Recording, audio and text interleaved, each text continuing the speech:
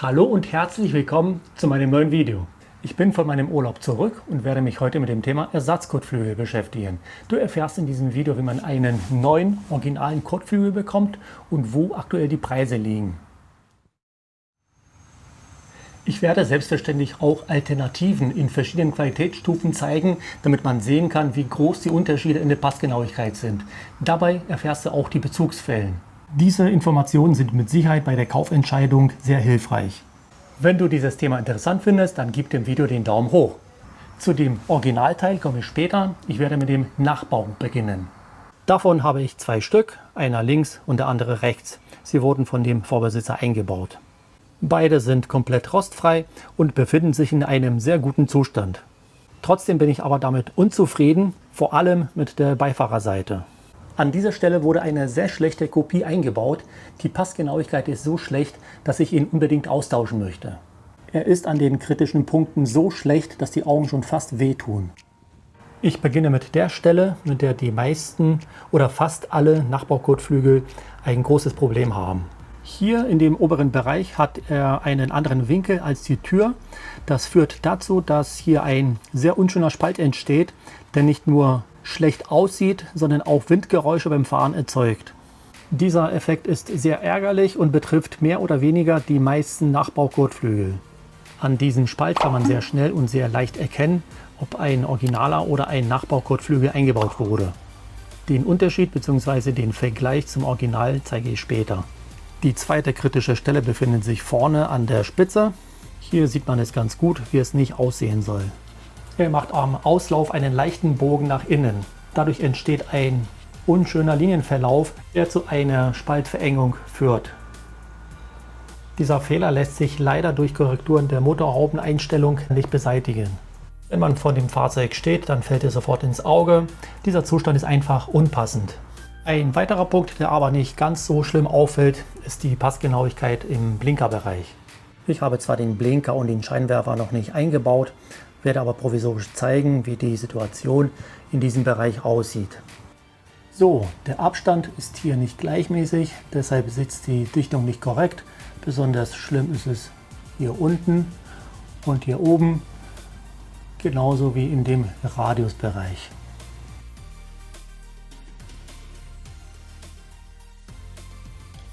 Es ist zwar nicht ganz so kritisch wie die beiden anderen Bereiche, die ich vorher gezeigt habe, ist aber trotzdem nicht optimal. Und es sieht auch nicht besser aus, wenn der Scheinwerfer drin ist. Der weitere Punkt ist die Bauchigkeit am Kotflügel. Das ist der Übergang zu der Tür.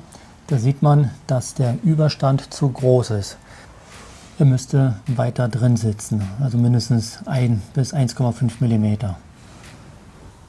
Ja, und das sind die Gründe, warum ich ihn nicht behalten will.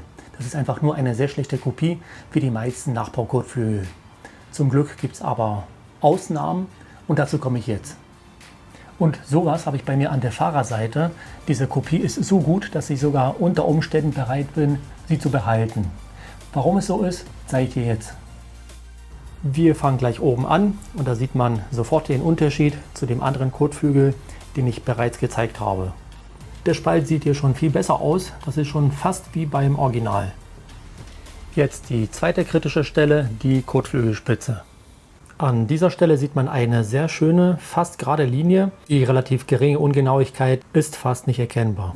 Hier muss man fairerweise sagen, dass es schon sehr gut gemacht wurde. Die nächste Stelle, das ist der Blinkerbereich. Hier befindet sich auch alles in einem akzeptablen Zustand. Die Passgenauigkeit ist okay. Da kann man nicht meckern.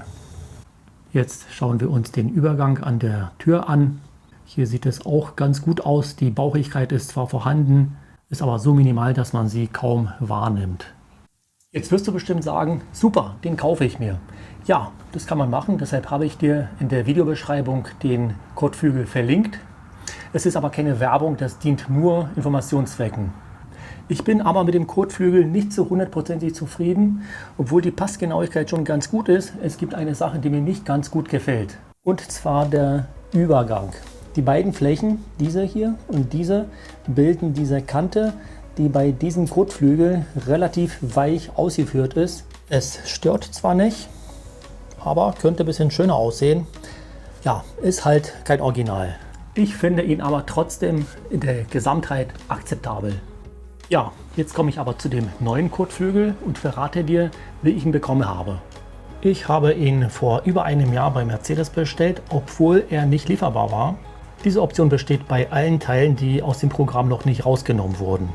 Diese Bestellung kann man vor Ort platzieren bzw. online. Wie eine Online-Bestellung funktioniert, erfährst du in diesem Video. Ich habe es dir oben in der Videokarte und unten in der Videobeschreibung verlinkt. Ich habe meinen Kotflügel aber vor Ort in der Mercedes-Niederlassung bestellt. Dort habe ich auch erfahren, dass es diese Möglichkeit gibt.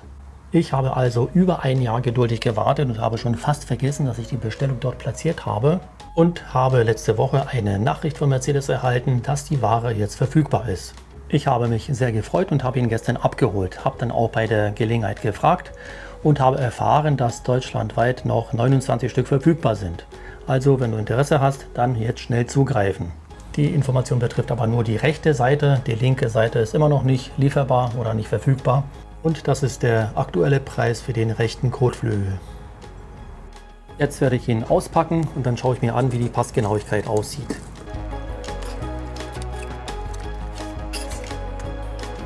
Das allererste, was mir aufgefallen ist, er ist schwerer als der Nachbau und dann hier einfach sensationell.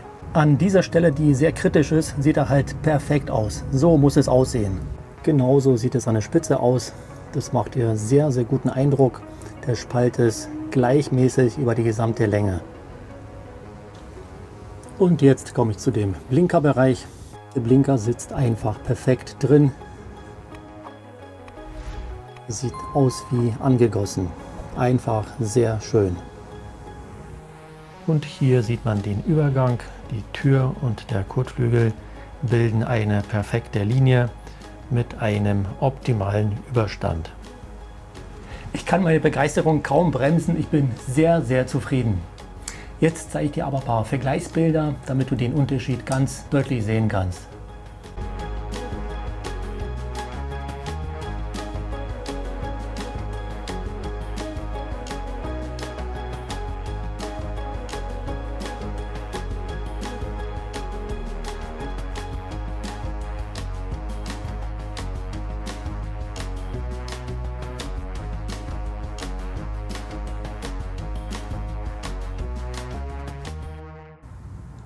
Ich bin der Meinung, dass ein originaler Kotflügel mit Abstand die erste Wahl ist. Als Alternative kann man auch einen originalen Gebrauchten einbauen.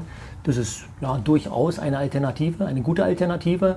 Aber an der Stelle muss man aufpassen. Ich habe schon oft gesehen, dass Nachbauten als Original verkauft werden. Wenn man aber keinen originalen Kotflügel bekommt oder nicht bereit ist, so viel Geld zu bezahlen, kann man auch mit einem guten Nachbau glücklich werden. Das ist aber nur meine persönliche Meinung. Schreib mir deshalb in die Kommentare, wie du darüber denkst. Ansonsten, wenn dir das Video gefallen hat, dann werde ich mich freuen, wenn ich von dir den Daumen hoch bekomme. Wenn du weitere Videos von mir sehen willst, dann abonniere diesen Kanal. In diesem Sinne, bis zum nächsten Mal.